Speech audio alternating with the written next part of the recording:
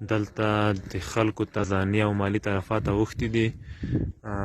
فی الحال دلته یو نفر سره غږیږو، دی به خپل ځان راته معرفي کړي. لومړی که راته ووایي تاسو لومړی خپل ځان معرفي کړئ.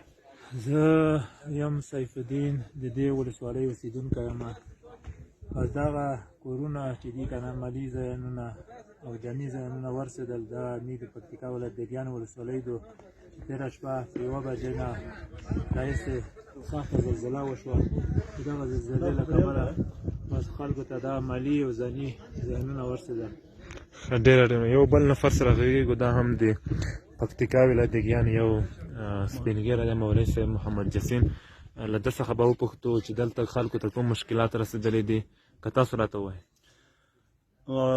بس خبره داسې ده چې زیاني نقصانات خو ډېر زیات رسېدلي دي، مالي نقصانات ډېر زیات رسېدلي، خو مارګ وډ او زخمیون دا به حده زیات شوي. سپېره مې نشي معلومولی چې څومره زخمیون به شوي، څومره مړینې به شوي، ځکه چې په کیر کې 15 کسونو، 8 کسونو، 14 کسونو، 12 کسونو د یو کیر دغه د ختم شوي لوټ شوي دي. ویسي مې د شپې ځینې کسونو په خپله موټر په ټکسۍ کې د یو ځای بل ځای ته وړي دي. باقي مطلب د مالي زیان ډېر به حده زیات شوی دی، هېڅ پته نه لګي مطلب دا شوی دی. او چې هغه اندازه نه مې وخوستی شي سپېره نه درته ویلی شي چې دومره اندازه مالي نقصان به شوی. ښه، ډېره ښه ده. ستاسو له مسؤلو چارواکو څخه څه غوښتنه ده؟ مسؤل چارواکي نه خو موږ دا غوښتنه ده چې دی مطلب د دا چې یو ځل یې کړی شي چې مطلب د دا خلک سخت زپرېدلی خلک ته، ډېر غریبون خلک ته، ډېر بېوسه بېچاره خلک ته هېڅ سپېره د خپلې ډوډۍ مطلب ډوډۍ هغه نه لره، دا کیرینه شیونه د هر ځای د منځه لوټ شوي دي.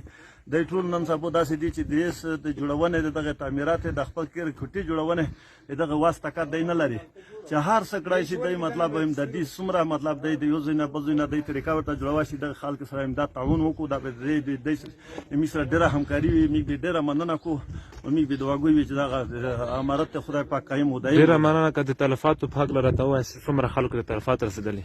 تلفات خو مو درته وویل مخکې نه چې تلفات د حده زیات رسېدلي دي.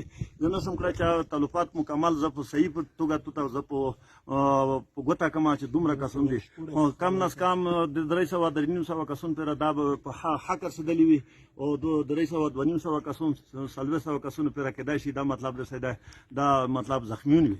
او کیرینه او دکانینه دا مطلب ټول لنګ شوي دي، دا د منځه مطلب شوي دي.